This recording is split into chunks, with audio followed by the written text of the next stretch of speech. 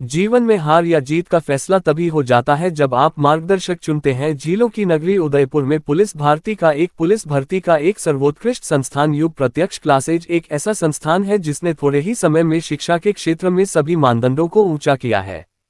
शैक्षिकी उत्कृष्टता, मानवीय मूल्यों का उत्थान, राष्ट्र के प्रति सच्चे नागरिक, स्वस्थ मानसिकता एवं स्वस्थ बलिष्ठ शरीर वाले विद्यार्थियों को तैयार करना, इन्हीं उद्देश्यों को लेकर युग प्रत्यक्ष क्लासेज की स्थापना की गई।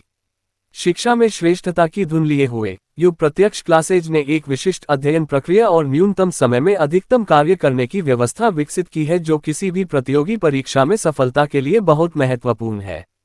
किसी भी प्रतियोगी परीक्षा में जहां प्रत्येक अंक छात्र के भाग्य का निर्णय करता है, वहां हमारी शिक्षण प्रक्रिया छात्र के प्रदर्शन को उत्कृष्ट करने में महत्वपूर्ण भूमिका निभाती है। सोनावत रेक्टर मैनेजिंग डायरेक्टर, ये निर्णय है आपका कि आपने अपने युद्ध के लिए सारथी कौन सा चुना। निश्चित रूप से यदि आप सकारात्मक है, शिक्षा के इस महाभारत में विजय चाहते हैं तो कृष्ण को चुनेंगे, नहीं तो शल्य महाराज आजकल सर्वव्यापी है। जीवन में हार या जीत का फैसला तभी हो जाता है जब आप मार्गदर्शक चुनते हैं। पुलिस भर्ती का एक सर्वोत्कृष्ट संस्थान, सेवा आश्रम चौराहे के पास, झीलों की नगरी उदयपुर, राजस्थान।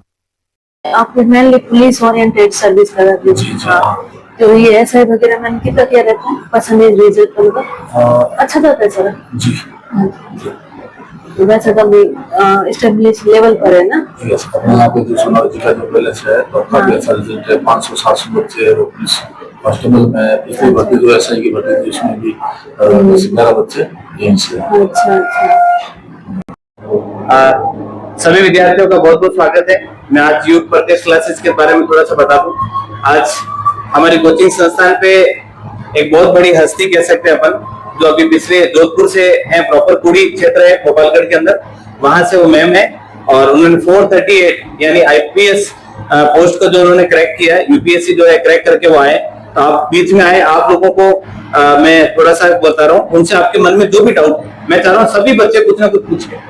आपके मन में बहुत सारी चीजें होगी कि भाई कैसे क्रैक करते हैं, कैसा होता है, किस तरह जो है आप पेपर के अंदर बहुत सारी ऐसी जो अपनी बारीकियां होती है, उन सभी को आपको लोगों को पूछना है। तो ये हमने कोशिश की, हमारी संस्था की तरफ से हमने खूब कोशिश की कि आपके साथ वो जुड़ सके। ठीक है, तो आप लोगों को हमारे बीच में आएंगे अभी 2 मिनट बाद में, तो आप लोग सब जने स्वागत करना। मैं माइक को सर्व करूंगा आप लोगों के पास, उस माइक के माध्यम से सभी बच्चों को आपको पूछना है। हमारे में थोड़ा सा मैं बता दूं, युग प्रत्यक्ष क्लासेस हमारी संस्था जो है यहाँ पर लंबा माने, तो ये सबसे पहले मेरा सफर होता है 2011 से। मैं भी चाहता था कि मैं भी ऐसा ही बनूं और पॉसिबल नहीं चाहता था, मैं ऐसे ही बनने की बड़ी तमन्ना थी। लोगों को देखता था तब मैं तो उसी दिन प्लान किया। 2007-8 भर्ती आई थी यहाँ पर। 2007-8 भर्ती के अंदर मैंने सोचा कि भाई इसको आगे मूवमेंट करें, तो मैंने उसी चीज को लेकर के प्रयास स्टार्ट किया मैंने युग प्रत्यक्ष क्लासेस के अंदर। बाद में सबसे पहले तैयारी की और तैयारी करने के बाद मैंने 2010 सेमेस्टर पास किया, जो 2007 भर्ती थी उसको पास किया, इंटरव्यू दिया और फाइनल सेलेक्ट हुआ। राजस्थान में 26 रैंकिंग पड़ी और उस समय गुजरात आंदोलन हुए थे, पटरी हुई थी। उस समय मैंने 3 कोर्स ब्लॉक कर दिए, तो 3 में भी सीता तो 4 की बात तो मेरी हो गई। और किस्मत ऐसे कि आज भी कोर्ट में केस लड़ रहा हूँ, जो नहीं है 27 कोर्ट है, 26 में मेरे। फिर 2010 में मैंने फिर राजस्थान पुलिस की विज्ञप्ति आई, फिर प्रयास किया, फिर रिटर्न फिजिकल किया, इंटरव्यू किया और लास्ट मेरिट पे लग गया। इस पर मन में था कि आदमी पुलिस में नहीं जाना है, काफी प्रयास किया। फिर जो अर्जुन क्लासेस जो संस्थान है, उस संस्थान में मैंने 6 साल पढ़ा है और वो सारे पुलिस वालों को कराया। मन में एक तमन्ना थी कि पुलिस में जाना है, पुलिस में जाना है और पुलिस में ही जाना है। तो उसी प्रयास को लेकर के मैंने उस संस्थान को छोड़ के अपने एक संस्थान खोली जिसका नाम है प्रत्यक्ष क्लासेस, जो 2016 में स्टार्ट की थी और उसी को लेकर के मैंने किया। उस साइड उदयपुर में 500-700 हॉस्पिटल मैंने बनाए और हमारी संस्था जो बने थे, कोरोना के बीच में विकट समस्या आई, उसके बाद में पुलिस भर्ती अपन कहते हैं कि सीटी के पर कर गई। ये सब नहीं है, इस बार बहुत सारे ऐसे बच्चे हैं जो सीटी पास हैं और पुलिस की स्पेशल तैयारी कर रहे हैं और अभी बहुत भर्ती होकर डेट भी आ गई 19 और 20 में। और तो हमारे मैंने इस आर्टिकल्स की थी, मैंने प्रयास करा कि थोड़ा सा उनको समय मिले, वास्तविक बच्चे सामने आए तो कैसे बात होने वाले नहीं है। अभी जल्दबाजी में रिजल्ट आएगा क्या होगा, जल्दबाजी में एग्जाम होगा क्या होगा, तो जैसे रिजल्ट है मिक्स आएगा, आधी तैयारी होगी, आधे लोग मारेंगे और जिसके किस्मत काम करके वो पुलिस वाला बन जाएगा। मेरे हिसाब से ये अच्छा नहीं। प्रॉपर टाइम मिला के 4-5 महीने और अच्छा, जब अच्छा टाइम मिलेगा तो अंदर से अच्छा निखार आएगा। तो ये चीज कर रहे हैं और अभी इसी कड़ी को आगे बढ़ाते हुए यहाँ पर जो हमने योग प्रैक्टिस क्लासेस को यहाँ पर संचालित कर रहे हैं, मैं और जयदेव सर दोनों मिलकर के इस संस्था को चला है। उनकी तरफ मैनेजमेंट सारा वो देख रहे हैं और मेरा काम है टीचिंग जो है मैनेजमेंट वो सारा संभालना। जो लोग करके अपने अपने क्षेत्र में कोशिश कर रहे हैं अच्छे लोगों को अच्छा एजुकेशन देना, हमारा काम ही सबसे बढ़िया है अच्छा एजुकेशन देना। सभी संस्थाओं में मालिक जो है सब अंदर क्या पढ़ाई हो रही है, ये पूरा मालिक जो है किसी भी पेपर को करेक्ट नहीं कर पाया। मैं हमारी एक ऐसी संस्था है जो इस संस्था में मैंने देखा है, प्रयास किया है और अच्छा करेक्ट करके मैं यहाँ पहुंचा हूँ। यदि मैं सफलता प्राप्त करता हूँ तो जरूर जिंदा होगा, ये मेरा मानना है। तो इसी कड़ी में मैंने भी 3-4 वर्ष की सारी गवर्नमेंट में लगा, रेलवे डिपार्टमेंट में लगा, कांस्टेबल में 3 बार करेक्ट किया, परंतु मेरे को इंस्पेक्टर ही बना है। तो वो मैं केस कर रहा हूँ, एक दिन जरूर लगेगी भाई, अगले दिन रिटायर का प्रोग्राम करना पड़ेगा मुझे और मैं उस नौकरी को लेकर आऊंगा। तो चलिए प्रयास कोई दिक्कत नहीं। और अभी आज हमारे बीच में एक हमारे जोधपुर मारवाड़ क्षेत्र के, मैं भी उसी क्षेत्र का हूँ, भोपाल के बाद मेरा भी गाँव है दरियावास, छोटा सा जगह है, उसके बाद में एक बड़ी हस्ती का ससुराल भी है, टेक्नोलॉजी का ससुराल है, वहीं का मैं। और दूसरा हमारे बड़ी क्षेत्र से मैम है, तो इसलिए संघर्ष करके जो कहते हैं ना घर में लेकर के बहुत संघर्ष करके वो आईपीएस या यूपीएससी पेपर क्रैक किए हुए हैं, तो वो पेपर क्रैक करके आपके सामने आए हैं, फर्स्ट टाइम आए, तो सौभाग्य प्राप्त है कि वो आपको बहुत सारे सवालों का जवाब दे पाएंगे। ठीक है, तो उनको आपको बुलाने का ट्राई चाहूँ भी, कुछ बच्चे आए बैठे आप लोगों से बात करें। चलिए नमस्कार, यूथ प्रैक्टिस क्लासेस में आप सबका विद्यार्थियों का स्वागत, अभिनंदन। जैसा कि हमको पता है कि आज हमारे बीच में आईएएस परीक्षा को सेलेक्ट करके जोधपुर से ममता दीदी बजा रहे हैं, तो हम उनका स्वागत करते हैं। भव्य स्वागत कीजिएगा, धन्यवाद।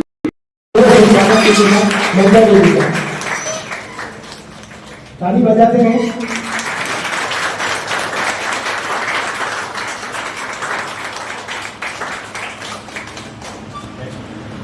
यूथ प्रैक्टिस क्लासेस में आदरणीय ममता दीदी का हार्दिक स्वागत, अभिनंदन।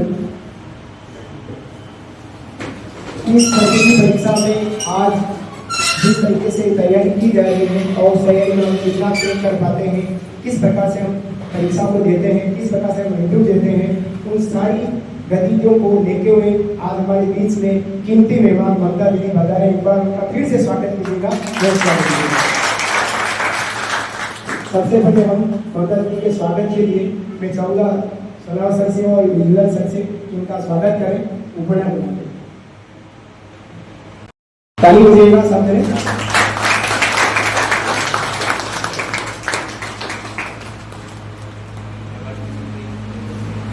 दीदी का स्वागत है, मारवाड़ से दीदी बिलोंग करते हैं, मेवाड़ में आपका स्वागत है और मेवाड़ की पत्नी बनाकर दीदी का स्वागत किया जा रहा है। कहीं से कहूँगा कि दीदी का स्वागत है,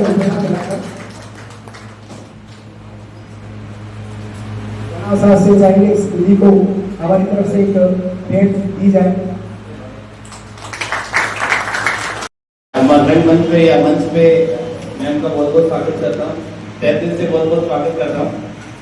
और नेक्स्ट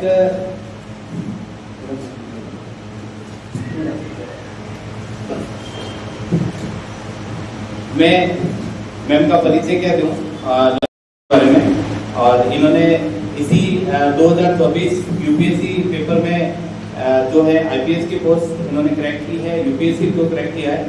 तो हमारे लिए बहुत बहुत सौभाग्य की बात है, हम भी मारवाड़ के हैं और मेवाड़ के अंदर जो है मैम पहली बार पधारे हैं, तो पहले तो एक बार तालियों के साथ बहुत बहुत स्वागत करें। और बच्चे जो है मैंने इसके बारे में कल पूरा रिसर्च किया था। कुड़ी क्षेत्र है हमारे गोपालगढ़ क्षेत्र के अंदर है। गोपालगढ़ के अंदर एक गांव है, वैसे कुड़ी तो मैंने तो पहली बार समझा उसको, तो जोधपुर के अंदर कुड़ी एक जगह भी है जो सिटी के अंदर आती है। तो मेरे पहली बार ऐसा विचार किया कि वहाँ के हैं, फिर पता चला कि गांव है कुड़ी, तो वहाँ के हैं प्रॉपर मैम। और इन्होंने जब मैंने उनका पूरा आपके बारे में इंटरव्यू देखा मैंने और उनके बारे में सर्च भी किया, वास्तव में हमारे मारवाड़ क्षेत्र में अभी भी बहुत सारे ऐसे क्षेत्र हैं, अभी तो थोड़ा चलो सभी लोग को देख देख के बच्चों को पढ़ाना, बच्चों को किस तरह प्रोग्रेस करना, संघर्ष करके इन्होंने बहुत मुश्किल से यहाँ तक पहुँचे हैं। इन्होंने फर्स्ट प्रयास किया, सेकंड प्रयास किया और थर्ड प्रयास में सफलता हासिल की। और इन्होंने लेवल 2 से, अपन जो कह रहे हैं कि साइंस बीएससी से करके, उन्होंने बीएससी बीएड करके लेवल 2 को भी आपने करेक्ट किया और उसके बाद में लगातार संघर्ष करके यहाँ तक पहुँचे हैं। तो मैं इनके बारे में क्या बताऊँ, मैम खुद आपको सारा एक एक कड़ी कड़ी बताएंगे और बहुत सारे ऐसे विद्यार्थी जिनके मन में जो भी सवाल है, आपको जो भी सवाल है सब पूछना है इनसे। ये आपके राह में कहीं ना कहीं आपको सहयोग करेंगे जिससे आप सफलता प्राप्त कर सकते हैं।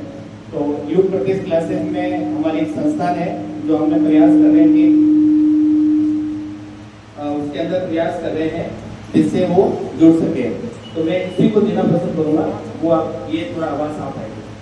तो एक बार वापस एक अगेन स्वागत मैम का।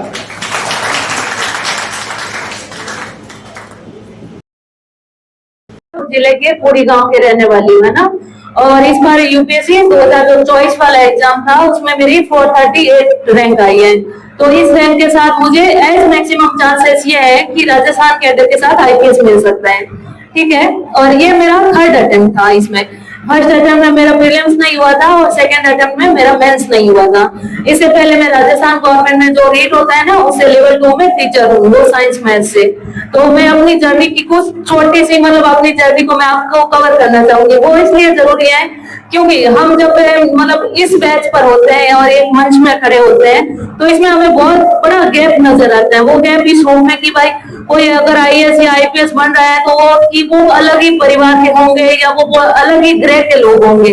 जब मैं नहीं बनी तब तक मुझे भी वही लगता था, क्योंकि यूपीएससी एक बहुत डिफिकल्ट एग्जाम माना जाता है और उसमें पास करना, इतना सिलेबस करना बहुत डिफिकल्ट होता है। तो हमें भी ऐसा ही लगता था कि बहुत सुख सुविधा वाले, बहुत अमीर परिवारों के बच्चे इसमें पढ़ सकते हैं। तो आपको मैं अपनी जर्नी के थ्रू ये बताना चाहूंगी कि मैं भी बहुत नॉर्मल फैमिली से, आपके जैसे ही परिवार से हूँ और उस परिवार से रहते हुए अगर मैं इस मंच तक पहुंच सकती हूँ तो आप कोई भी अपना एम डिसाइड करके इस मंच तक, कैसा भी एम, चाहे बहुत बड़ा हो, यानी प्रधानमंत्री बनने तक का भी हो, तो भी आप यहाँ तक पहुंच सकते हैं। तो इसमें देखो ऐसा रहा है कि मेरी 10th तक की सारी एजुकेशन मेरे ही गांव के जो गवर्नमेंट स्कूल है वहां से हुई है और मेरा 10th अच्छे परसेंटेज के साथ पास हुआ है, बोले तो 88, 89 का, ठीक है। और फिर 11th और 12th में मैंने साइंस मैथ से ग्रेड किया है आगे का, जो मेरे ब्लॉक में एक प्राइवेट स्कूल पढ़ती थी वहां से किया है मैंने। देखिए मेरे एजुकेशन में क्या डिफिकल्टीज थी उस समय, क्योंकि मैं वेस्टर्न राजस्थान में जोधपुर से हूँ, तो वहाँ ये होता है कि लड़की को 10वीं पढ़ लिया मतलब एनफ है, 10वीं पढ़ लेगी तो वो किताब या घर में वो हिसाब करने के हिसाब से तो हो ही जाएगी।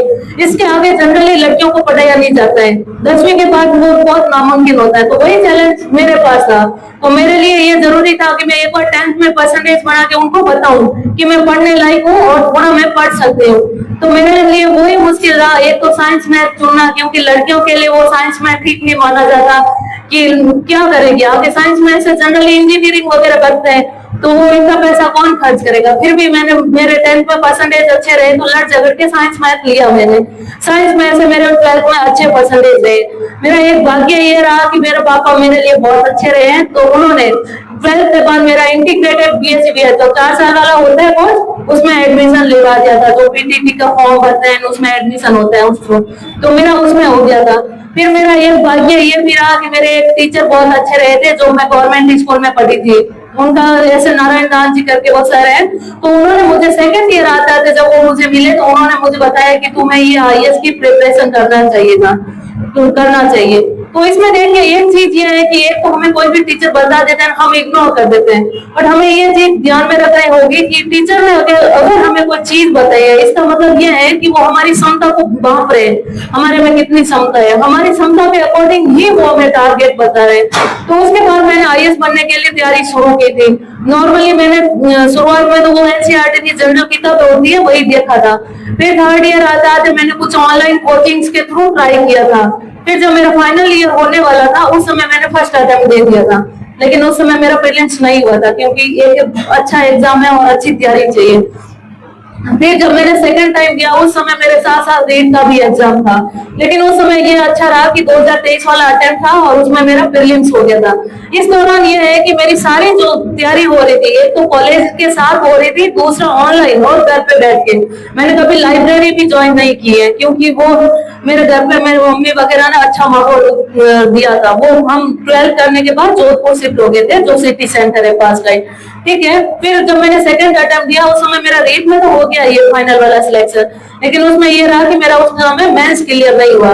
तब उस टाइम दिसंबर में रिजल्ट आता है जनरली मेंस का, तो उस दिसंबर से लेके इस दिसंबर तक 1 साल तक मैंने कंटिन्यू 15 से 16 घंटे रेगुलर पढ़ाई की थी कि भाई, क्योंकि देखिए ना ये होता है हमारे वेस्टर्न में राजस्थान में कि लड़कियों के लिए मतलब वो 21 क्रॉस करने के बाद इतना प्रेशर पड़ने लगता है मैरिज एंड ऑल सभी चीजों का, और मैरिज के बाद संभव नहीं है कि पढ़े, क्योंकि एक परिवार आपको अपना घर का परिवार अगर पढ़ाने वाले वो राजी नहीं है तो दूसरा परिवार जहाँ हम जा रहे हैं वो तो कैसे राजी हो सकते हैं। जनरली कहा जाता है ना, लड़कियों का अपना कोई घर नहीं होता है, यही होता है ना, तो वही चीजें वहां लागू होती।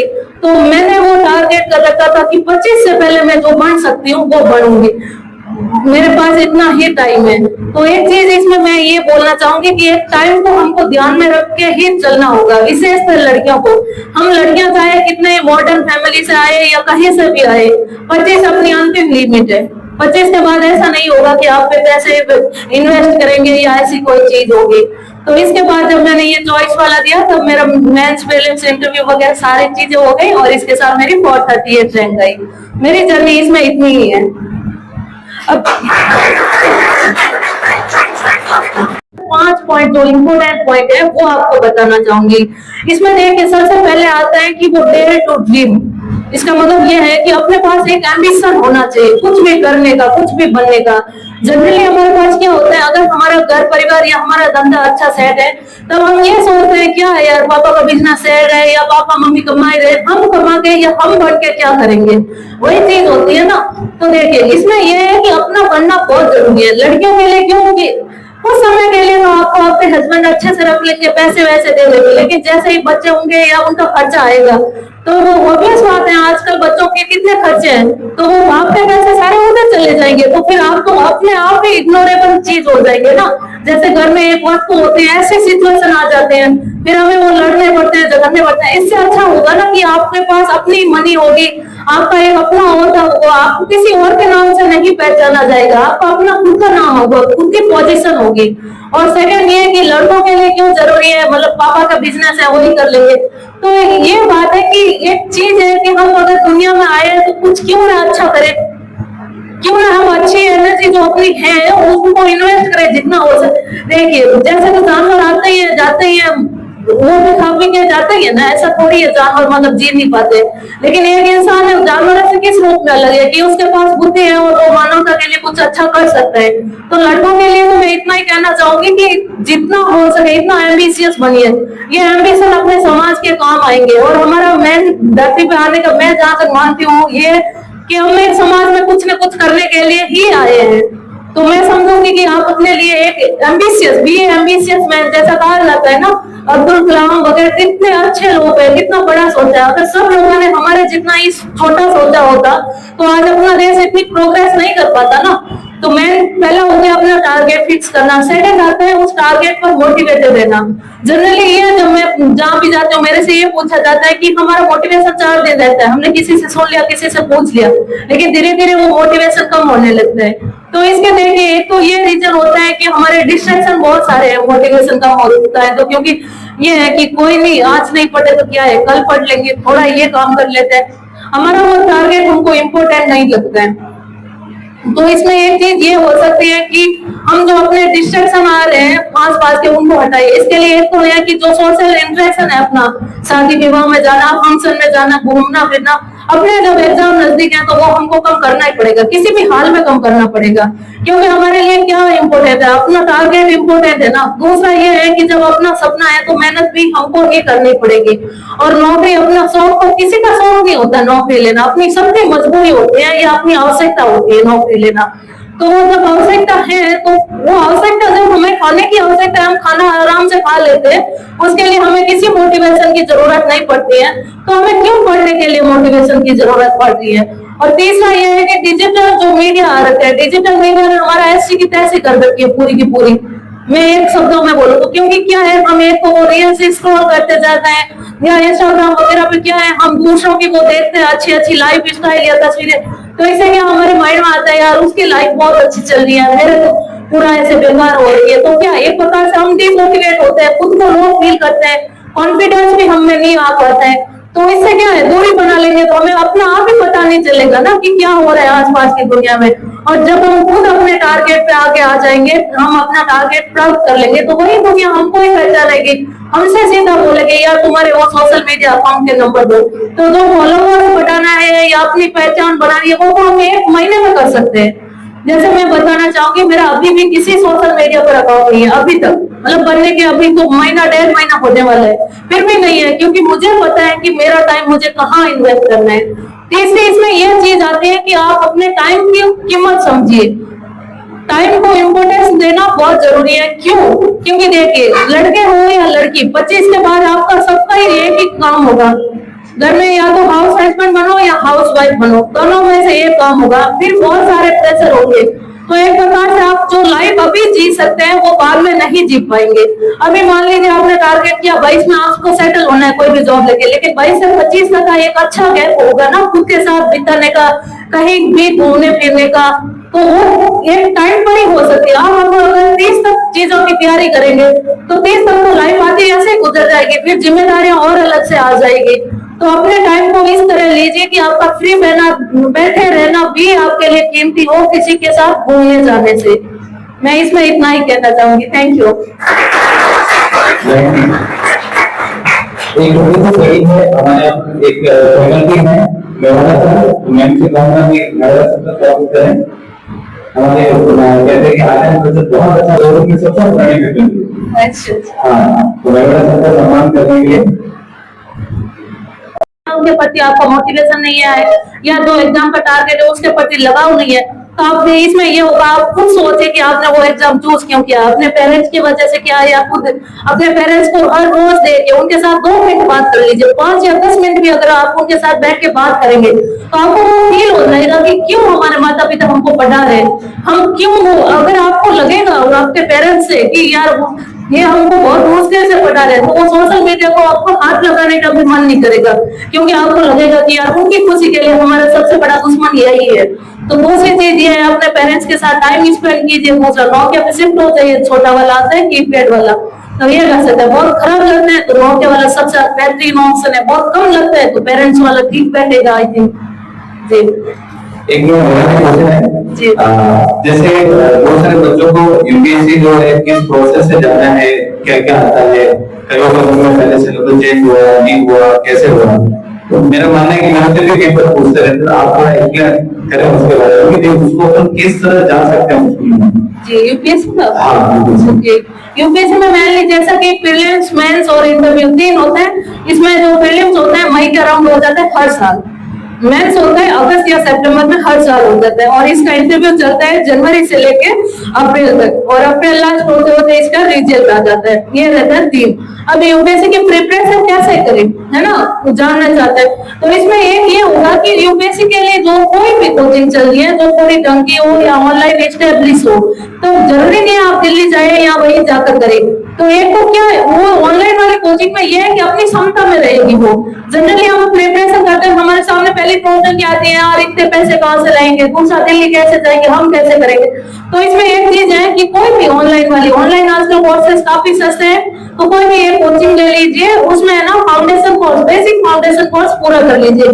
क्योंकि आजकल जो कोचिंग ऑनलाइन चल रही है यूपीएससी के लिए, जैसे PW है, अनअकैडमी है, या कोई भी नेक्स्ट IAS जैसी कोचिंग है, तो इनका क्या है, अपना वो एक अपने जो अपन के बजट में इनका कोर्स मिल जाता है, यानी 30 से 40 इनका अराउंड रहते हैं। तो एक बार वो फाउंडेशन कोर्स हमारा 2-1 साल तक चलता है, क्योंकि यूपीएससी का सिलेबस इतना वास्ट है कि वो 2 साल तो मिनिमम हमें कोर्स पूरा करने में लग जाता है। तो 1.5 साल या 12 महीने किसी कोचिंग का ऐसा रहता है, किसी का 1.5 साल तक रहता है। तो एक बार फाउंडेशन कोर्स कर लेना। फाउंडेशन कोर्स करने का इसलिए बोल रही हूँ क्योंकि खुद प्रिपेयर करेंगे वो चीजें, तो एक तो हमें बुक से पढ़ना पड़ेगा, फिर उसका एनालिसिस करना, उसके नोट्स बनाना, वो हमारे लिए टाइम कंज्यूमिंग रहेगा और हमारा टाइम ज्यादा इंपॉर्टेंट है। एनर्जी एक उम्र में ही रहेगी ना, उसके बाद तो नहीं रहेगी हमारे पास। तो उस एनर्जी को सही दिशा में लगाने के लिए एक बार हमें फाउंडेशन कोर्स कर लेना है। उसके साथ क्या करना है कि हमें जो प्रीलिम्स के PYQ है, मेंस के PYQ है, उनको साथ साथ अटेंड करते जाना है। तीसरा ये है कि समय समय पर जो टॉपर सेशंस है उनको सुनते जाना है। इससे क्या हमारा वो लगाव बना रहेगा अपने टारगेट से। तो चौथा ये है कि जो टॉपर्स कॉपी है, जैसे प्रीलिम मेंस के लिए मेनली कॉपी होते हैं टॉपर्स की, उनको देखते जाना है कि ऐसे देखना कि अपना स्टैंडर्ड उसमें कहाँ तक पहुंचे कॉपीज में। जब फाउंडेशन कोर्स हो जाता है तो अब आप आते हैं प्रीलिम्स फेज पर। प्रीलिम्स से 3 महीने पहले तक 5 एक बेसिक सब्जेक्ट होते हैं, उनको हमको कर लेना है। जैसे उसमें होता है ज्योग्राफी, इकोनॉमी है, पॉलिटी है और हिस्ट्री हो जाता है, साइंस, टेक और एनवायरमेंट। ये 5 से 6 सब्जेक्ट होती है जो इम्पोर्टेंट होती है। तो उनके अपन क्योंकि बेसिक फाउंडेशन कोर्स में सारा सिलेबस कर चुके होते हैं, तो उस दौरान हमें वो उन सब्जेक्ट्स को 5 से 6 जो सब्जेक्ट है उनको रिवाइज करना होता है। साथ ही उन सब्जेक्ट्स का क्या क्या करंट अफेयर्स डेवलपमेंट हुआ है, जो PT 365 करके मैगजीन आती है, उसमें सारा ईयरली एक को कवर हो जाता है। साथ ही हमें ये करना है कि जिस दिन हमने सोच लिया कि अब हमें UPSC करना है, उस दिन से ही हमको न्यूज़पेपर पढ़ना स्टार्ट कर देना है। और न्यूज़पेपर हमें इंग्लिश वाला ही प्रेफर करना है, जैसे इंडियन एक्सप्रेस हो जाता है या दी हिंदू। दी हिंदू पढ़ना अपने लिए थोड़ा डिफिकल्ट पड़ जाता है, बट इंडियन एक्सप्रेस अपन पढ़ सकते हैं। जैसे हिंदी वाले पढ़ते हैं ना मजे लेके कि कहाँ कौन सी दुर्घटना हुई, कहाँ क्या हुआ, वो हमें ज्यादा मजेदार लगता है कोई भी अच्छी न्यूज से। तो हम वो वाला न्यूज़पेपर पढ़ना शुरू कर सकते हैं। जैसे प्रीलिम्स हो गया मान लेते हैं अपना, तब हम आते हैं मेंस की तैयारी पर। मेंस जनरली 3 महीने का मेंस में हमारे पास समय होता है। उसके लिए ये कीजिए कि मेंस में हमको मेनली जो अपने पहले से हम नोट्स बना चुके हैं उन नोट्स को रिवाइज करना होता है, उनसे आंसर राइटिंग करनी होती है। आंसर राइटिंग में मेनली हमें वो प्रीवियस ईयर क्वेश्चन से लगाने होते हैं, साथ साथ सिलेबस जब हो चुका होता है तब हमें टेस्ट लगाने होते हैं। तो इस दौरान वो कुछ ऑनलाइन साइट्स हैं वहां पर, जैसे कन्वर्ट IAS करके है, तो वो अपने टेस्ट का इवैल्यूएशन हम वहां से करवा सकते हैं। उसके बाद जब मेंस आपका हो जाता है तो फिर इंटरव्यू फेज आता है। इंटरव्यू में जनरली ये होता है, इंटरव्यू की कोई अलग से तैयारी होती नहीं है। हमने जो मैं सिलेबस पहले पढ़ा है, हमारा बेसिक्स अगर वहां से क्लियर है, तब इंटरव्यू में हमें कुछ चीजें ध्यान रखनी होती है। जैसे हमारा आंसर हो वो इस हिसाब से हो कि नैतिकता के मानदंडों पर, संवैधानिक मूल्यों के मानदंडों पर आधारित हो। और बाकी जो कॉन्फिडेंस है या बातचीत का तरीका है वो आपको ऐसे आएगा कि आप कभी भी कुछ अच्छे लोगों से मिले, जैसे कि कोई प्रशासनिक पद पर है या किसी भी अदर पोस्ट पर या आपके घर के बुजुर्ग है, तब आप कोशिश करें 10 मिनट उनके साथ बैठकर बातचीत करने का, और वो भी तरीके की बातचीत, मतलब इधर उधर की गप्पे नहीं, मतलब कि क्या चल रहा है, कैसा आपको ये घटना हुई, इस घटना पर आपकी क्या थिंकिंग है, ऐसे मतलब है ना। तो इसे क्या हम उनसे भी काफी कुछ मूल्य सीख सकते हैं, अपने बुजुर्गों का ज्ञान सीख सकते हैं, या किसी के साथ रहते हैं तो अपने क्या वो स्किल आ जाएगी, बोलने की स्किल। जैसे मैं अभी बोल पा रही हूँ, जबकि 12th में मेरी भी ऐसी सिचुएशन नहीं थी कि मैं मंच पे जाके आके बोल पाऊँ, तो वो है वो स्किल डेवलप हो जाएगी। मेनली इनमें भी उसी स्किल का खेल है। तो ये रहता है 3 पेज। जी सर। यूपीएससी का टारगेट है, तो वो स्टार्टिंग से एंडिंग तक जो रहता है उसका क्या शेड्यूल है, वो उसका कंसिस्टेंसी क्या रखी है उसका, क्योंकि 16 सेकंड आज पढ़ना तो मुश्किल रहता है, उसमें क्या कंसिस्टेंसी रखी है, कभी आपकी तरह मतलब 16 सेकंड आज डेली आप पढ़ेंगे। देखिए मेरा तो मेनली ये था कि पढ़ने में मुझे कभी मोटिवेशन की कमी नहीं हुई। मुझे मतलब एक मेरा ये मान सकती हूँ भगवान की कृपा रही कि मुझे वो कभी फील नहीं हुआ कि मुझे क्यों पढ़ना है। मुझे हमेशा वो इंटरेस्ट ही लगा, क्योंकि एक तो ये था कि मैं जिस फैमिली से बिलोंग करती हूँ मेरे लिए पढ़ना बहुत जरूरी था। मैं बिल्कुल, मेरे पापा प्राइवेट जॉब में नॉर्मल और मम्मी हाउसवाइफ है, तो हमारे ऐसा फैमिली में कुछ नहीं था कि मेरे पारंपरिक बहुत पैसे पड़े मजे। तो मुझे ये था अगर मैं पढ़ ली तो मेरा सारा परिवार किसी भी प्रकार की आगे दुर्घटना का शिकार नहीं होगा, कि मैं एनी सिचुएशन में उनके लिए प्रोटेक्शन बनी रहूंगी। तो मेरा मेन मोटिवेशन वो था, और हर रोज मैं अपने मम्मी या पापा को देखती तो मुझे लगता कि यार मुझे करना चाहिए, तो वो मुझे आलस कभी आया नहीं पहली बार। अब जैसे ये कंसिस्टेंसी हम कैसे बनाए रखें, तो इसके लिए नहीं है आपने टारगेट बनाया ही क्यों है। आपने अगर टारगेट वो बनाया है, इसका मतलब है आपका आंतरिक मोटिवेशन, आपको किसी ने कहा नहीं या यूपीएससी इसलिए नहीं कर रहे हैं कि आईएएस बनेंगे तो ये मिलेगा या वो चीजें मिलेगी। आपका एक इंटरनल मोटिवेशन है कि यार आईएएस नामक पोस्ट ऐसी है कि हम कुछ समाज के लिए कर सकते हैं, या अपने परिवार के लिए कुछ कर सकते हैं, या ये पोस्ट है जो मेरे एटीट्यूड को सूटेबल है। अगर वो मोटिवेशन है तो आप ये कर सकते हैं कि मिनिमम 10 आवर आप अच्छे से पढ़ के निकाल सकते हैं।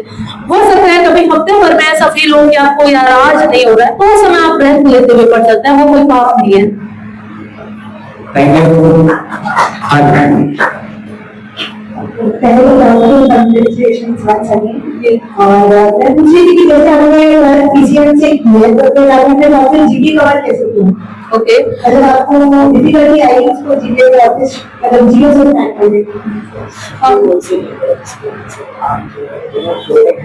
ट्वेल्थ साइंस से किया है तो आगे आप साइंस से ही मतलब कंटिन्यू रखें। साइंस का ये फायदा ये होता है कि साइंस की हम पढ़ते हैं तो हमारा माइंड बहुत ज्यादा एक्टिव हो जाता है, क्योंकि हमें बहुत सारे फॉर्मूले सॉल्व करने पड़ते हैं या फिजिक्स केमिस्ट्री सारी चीजें। हम क्या एक अच्छा एनिमेशन करना सीख जाते हैं, जैसे हम वो कार्बन के बॉन्ड पढ़ते हैं तब भी हम ये सीख लेते हैं कि हाँ सी आया, ये ऐसे बॉन्ड बना, ये हाइड्रोजन बॉन्ड कैसे बन रहा है, या मैथमेटिक्स में हम चीजें सीख जाते हैं कि एक्स ये वैल्यू रहेगी, वाई हो रहे, क्या हमारा माइंड काम करने लग जाता है। तब हम जब जाके ये पढ़ेंगे कि अकबर आयान बाबर की लड़ाई हुई या शेरशाह सूरी और हुमायूं लड़े, तो हमारे माइंड में क्या रहेगा कि वो युद्ध चल रहा होगा हमारे माइंड में। जबकि आर्ट में एक दिक्कत ये आती है कि आर्ट्स वालों के लिए ये होगा कि अकबर का जन्म यहाँ पर हुआ, तो वो उनका फोकस रहेगा कि वो शब्द, और फिर वो शब्द को 4 से 5 बार लिखेंगे और उस शब्द पर रटता रहेगा। हमारा क्या रहेगा कि अकबर का जन्म उस जगह हुआ, तो हमारे दिमाग में क्या रहेगी वो जगह, उस जगह की कुछ इसमें ऐसे लेती, तो ये रहेगा। तो साइंस एक अच्छा सब्जेक्ट है और साइंस हमारा माइंड खोल लेता है। फिर ये साइंस के साथ आर्ट्स कैसे पढ़े, तो आर्ट्स भी एक प्रकार का साइंस ही है। आर्ट्स कोई अलग सब्जेक्ट या ऐसे नहीं है, ह्यूमैनिटी बोला जाता है, वो एक प्रकार का साइंस है। जैसे मैंने हिस्ट्री ऑप्शनल लिया था अपना, तो हिस्ट्री में ऐसा था कि अपने पास एक ही डाटा होता है, जैसे औरंगजेब पर मान लीजिए कुछ डाटा है, तो उसी डाटा से हमें एक बार ये सिद्ध करना होगा कि औरंगजेब भाई वो धर्मनिरपेक्ष नहीं था, उसने हिंदुओं पर बहुत अत्याचार किए। एक बार हमें उसी डाटा से ये दर्शाना होगा कि औरंगजेब व्यक्तिगत रूप में तो अच्छा था, लेकिन उसकी प्रशासनिक नीतियां अन्य किसी कारणों से ऐसी हो गई। तो जो डाटा है उसी में हमें किसी को आरोपी सिद्ध करना है, किसी को निर्दोष सिद्ध करना है। एक वो लॉयर वाली मेंटेलिटी होती है इसमें अपनी, तो वो मेंटेलिटी साइंस से बहुत अच्छे से विकसित हो जाती है। तो आप वो साइंस से कंटिन्यू करें तो वो ज्यादा अच्छा रहता है। बाकी हम आर्ट्स ले भी लेंगे तो उनकी कोई हेल्प होती नहीं है, क्योंकि आर्ट्स में हमें वैसे ही वो डायरी पढ़ के पास होना होता है, वो आते हैं ना एक 1 वीक सीरीज करके, तो क्या फायदा रहेगा फिर वो। और जब आर्ट्स पढ़ रहे हैं वो बहुत अच्छी कॉलेज से पढ़ रहे हैं, जैसे डीयू वगैरह होती है, तो उस तरह से हमें आर्ट्स भी अपने ठीक ठाक हेल्प कर देता है। जी मतलब आप और उसके साथ में फिर कैसे ऑनलाइन करते कैसे पढ़ाई स्टार्ट करनी ओके, आप बीएससी से शुरू कर रहे हैं, साथ में एक कोचिंग ले लीजिए और उसके पर डे के हिसाब से जैसे 5 से 6 घंटे पर डे क्लासेस चलते हैं, और उनके कुछ टारगेट दिए जाता है कि आप ये आज ट्यूशन करें, तो वो कोचिंग करके पर डे नोट्स बनाने अपने अच्छे, और फिर 3-4 घंटे अलग से नोट्स पढ़ने। बीएससी को तो वैसे हमको 2 या 3 घंटे पढ़ने होते हैं, आप ऐसा कर सकते हैं। जीके पढ़ना थोड़ा सा पड़ जाता है, तो लास्ट में उसकी तैयारी कैसे की है? ओके, जीके है ना हमें टफ क्यों लगता है, इसका एकमात्र रीजन मैं ज्यादा मानती हूँ वो ये है कि हमने जीके को समझा नहीं है। क्योंकि जीके में हमने ये पढ़ लिया कि जैसे कुछ भी है कि बाबर उस समय आया, वो लड़ाई हुई, और फिर बाबर ने वो वाली लड़ाई की, उसके बाद ये लड़ाई की, और इसके ये सब ऐसा पढ़ते हैं। जबकि हम वो समझे कि बाबर आया क्यों था, क्या रीजन है कि बाबर ने एंट्री कर ली, तो क्या इम्पैक्ट होंगे उस समय। जब वो एक विस्तृत रूप में, एक विस्तृत फ्रेमवर्क में पढ़ते हैं कोई भी चीज, तो वो चीज हमें ज्यादा याद रहती है। तो जीके हम जब समझ के पढ़ रहे हैं, हमें जीके अच्छे से समझ आ रहे हैं, हम जीके के साथ मतलब अच्छा फील कर रहे हैं। आपको रील्स वगैरह देखते हैं तो फील गुड तो होता ही, हमें देखने में इंटरेस्ट आता है। तो वो इंटरेस्ट लेके जब हम पढ़ते हैं तो उसके लिए तो काफी जरूरी है कि आपके टीचर बहुत अच्छे हो, पहली बात, आप जो नोट्स प्रेफर कर रहे हैं वो नोट्स आपके बहुत अच्छे हो। तो इन दोनों सिचुएशन में आप जीके के साथ कंफर्टेबल रहेंगे। तो आपको अगर बोरिंग लगता है तो इसका मतलब ये है कि आपने अच्छे से समझा नहीं है, तो आप उस पर वापस वर्क कीजिए। देखिए करंट का जैसे रीट का भी मैंने किया है करंट, उसके लिए मैंने ये किया था कि वो 6 मान की एक आती है ना मैगजीन करके, तो उस मैगजीन को अच्छे से रट्टा मारो, उसके अलावा होता नहीं है करंट का। और आप राजस्थान का कर रहे हैं तो राजस्थान पत्रिका या दैनिक भास्कर, एक न्यूज़पेपर आप डेली पढ़िए। न्यूज़पेपर पढ़ने की हैबिट डाले, चाहे आप कितने छोटे एग्जाम की तैयारी करो, चाहे कितने ही पढ़े, क्योंकि आपको तो करंट का लोड आता है ना, बाद में करंट के क्वेश्चन नहीं हो पाता, वो लोड ही आएगा। क्योंकि न्यूज़पेपर से कोई भी चीजें हमें ज्यादा मतलब ऐसा नहीं लगता हम कुछ पढ़ रहे हैं। न्यूज़पेपर पढ़ते हैं हमें ऐसा लगता है कि बस चल रहे हैं, कुछ अच्छा चीज कर रहे हैं। जैसे फोन देखने में जितना अच्छा लगता है उतना ही अच्छा न्यूज़पेपर पढ़ने में लगेगा। तो न्यूज़पेपर तो कम से कम आप डेली पढ़ सकते हैं कोई भी। चलो आप में से अदर और कोई क्वेश्चन? देखो पहुंचना चाहिए, मन में डाउट नहीं। जैसे किसी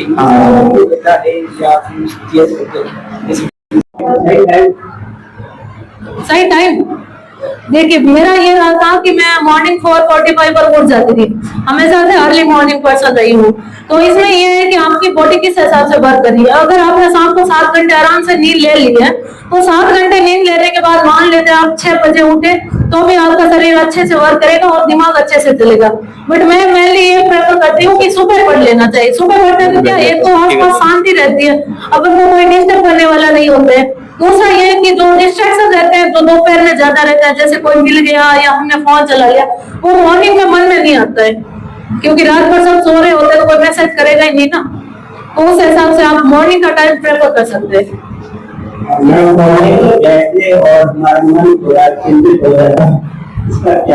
जी देखिए इसमें तो ये है कि आप बैठने के तरीके पर फोकस करें, दूसरा पढ़ने के तरीके पर। बैठने के लिए आप ऐसा करें कि टेबल और कुर्सी पर ही बैठे, और कुर्सी इस टाइप की नहीं हो, कुर्सी ऐसी हो जो आपको मैक्सिमम दुख दे सके। इसका मतलब है कि वो टेबल आती है ना, तो नॉर्मल टेबल हम बचपन में बैठे होंगे, वो वाली टेबल लीजिए और उस पर कुछ रख लीजिए और उस पर बैठ के और सामने टेबल रख के पढ़िए। और ऐसा नहीं हो कि वो टेबल में दीवार पे लगी हुई हो, बिल्कुल दूर रहेगी। और दूसरा ये है कि अच्छी नींद लेना भी जरूरी है। जब अच्छी नींद आई हुई होगी तो हमें पढ़ते टाइम नींद नहीं आएगी। और तीसरा इसमें पढ़ने का तरीका, पढ़ने में ये है कि हमें वो ऐसे नहीं पढ़ना है जैसे बुक ले लिया और ऐसा सारा देके पढ़ रहे। साथ में रखो भी लीजिए और इम्पोर्टेंट पॉइंट लिखते हुए पढ़िए। लिखते हुए पढ़ने से ज्यादा चीजें एक तो याद रहती है, दूसरा माइंड कंसंट्रेट अच्छा करता है। जी वो छोटे टाइम में वो माइंड एक्टिव रहता है, तो मेरे साथ ही होता है कि सबके साथ होता है। या इस बात क्या हमारा कर सकते हैं कि माइंड उसका रिलैक्स रहे छोटे टाइम नहीं, वो हमें ऐसा लगता है कि हमारा सोते टाइम भी हमारी नींद पूरी नहीं हुई है, रिएक्टिव था, लेकिन सबको वो पढ़ते हैं तो वापस के सपने आते हैं, वो हसीना हो के आते भी है। तो मेन बात यह है कि जब हम पढ़ेंगे वो आपके लिए अच्छी बात होनी चाहिए कि आपको पढ़ाई की चीजें माइंड में घूम रही है, वो इसे माइंड पर कोई खास इम्पैक्ट नहीं पड़ेगा। इसमें यह है कि थोड़ा आप टेंशन कम करते हुए शाम को सोने से आधा घंटा पहले तक या तो फोन मत चलाइए या रिलैक्स मोड में रहिए या एक्सरसाइज कर लीजिए। एक्सरसाइज करते हैं तो नींद अच्छी आती है, जिसमें सपने नहीं आते हैं। तो आप ऐसा कर सकते हैं। जी इसमें लिखने का पैटर्न क्या है, जैसे मार्क्स ज्यादा कट ऑफ देखिए ना, यूपीएससी की प्रिपरेशन एक फेज वाइज होती है।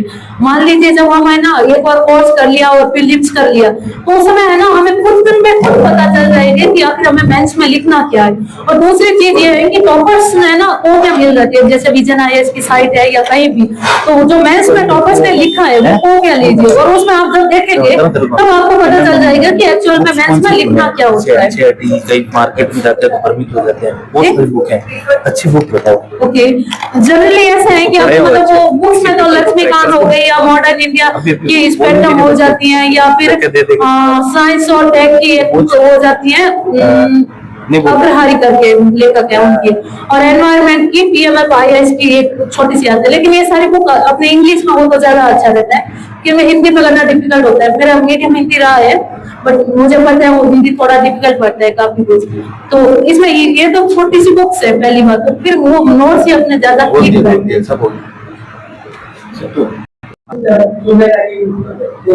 सबसे पहले किसी भी बुक्स को चुनने से पहले अपने एग्जाम का सिलेबस देखिए। वो सिलेबस अपन को पता चलेगा कि अपने ये लाइन है सिलेबस की। फिर अपने प्रीवियस ईयर जो क्वेश्चंस होते हैं वो देखिए, उसमें आप देखेंगे कि जैसे कोई भी कुआं बावड़ी है तो उसमें हमें क्या पूछे कि उसमें पानी कितने लीटर तक है, उसमें कितनी ईंट है या ईंटें कहाँ से लाई गई हैं, वहां से लाई गई हैं, तो उस एरिया की क्या विशेषता है। मान लीजिए ये, तो अब उसे क्वेश्चन क्या पूछ रहा है, कुएं में पानी कितना है और ईंटें कितनी है, इतना ही पूछ रहा है। तो आप बुक्स जब मैच कर रहे हैं तब ये देख लीजिए कि उसमें डेप्थ कितनी है बुक्स में, यानी किसी टॉपिक को कितनी गहराई से लिखा गया है। तो अपने सिलेबस और पीवाईक्यूसी के एनालिसिस खुद ही करना पड़ेगा कि अपने ये बुक्स काम की है या नहीं है। जी कोई छोटा बच्चा है 10 9 क्लास समथिंग, तो अगर आप उसको पूछते कि तू बड़ा होकर क्या बनेगा, तो बोलेगा आईएएस बनूंगा या डॉक्टर बनूंगा। लेकिन सोसाइटी आपको कुछ चीज को नाम दूसरे की लाइफ में तो बोलते हैं कंडीशन अच्छी आती है कि डॉक्टर बना बोलता है कि उसने कितना कंपाउंडर बन रहा है, लेवल स्टूडेंट बन रहा है। और जो आर्ट्स के वाले तो उसने या 9 क्लास में सपना देखा आईएएस या आईपीएस बनने का, वो जो है कि कंप्लीट प्रोसेस जो तब से कर रहा कांस्टेबल के लिए होता है, जो मेरा 10th का 9th का मोटिवेशन था उसको कैसे कंटिन्यू करना चाहिए हमें। ओके, देखिए जैसे है ना, बचपन में मोटिवेशन तो बदलते रहते हैं, और जैसा मैंने बोला है कि बी एम्बिशन, अपना एम्बिशन बहुत बड़ा होना चाहिए। जैसा मैं एक एम्बिशियस मानती हूँ खुद को, तो मेरा ये एम्बिशन यहाँ खत्म नहीं होता है कि मैं आईएएस बन जाऊंगी तो अपने मामले अपने अब लाइफ खत्म, ऐसा नहीं। लाइफ में लंबे समय तक प्रगति करनी है। मैं ये मान के चलना है कि जब मरे तो इतने सुकून से मरे कि हमने जो भगवान ने हमें जो चीजें देकर भेजी है, हमने उसका पूरा सदुपयोग किया है और हमने समाज के लिए कुछ करके गए। तो वो अपने हम जितना जल्दी समझ लेते हैं कि हमें कुछ करने के लिए कुछ आए हैं, तो वो मोटिवेशन बना रहेगा। और वो क्या है कि जैसे बचपन में मेरा ये था कि मुझे पायलट बनना है, फिर मेरा ये था कि मुझे तो आर्मी में वो कर्नल वर्नल बनने, और धीरे धीरे मोटिवेशन बदलता गया। लेकिन ये था कि मेरे सपने बड़े होते गए। तो ये है कि सपने भले ही है ना, वो छोटे में नहीं आते। जैसे मान ले हमने पहले सोचा कि भाई हमको आईएएस बनना है, और फिर आते हैं कि कांस्टेबल बनने के बाद सोचे ना कि अब लाइफ में क्या करें, उसमें संतुष्ट नहीं होना है, संतुष्ट बनना पड़ेगा।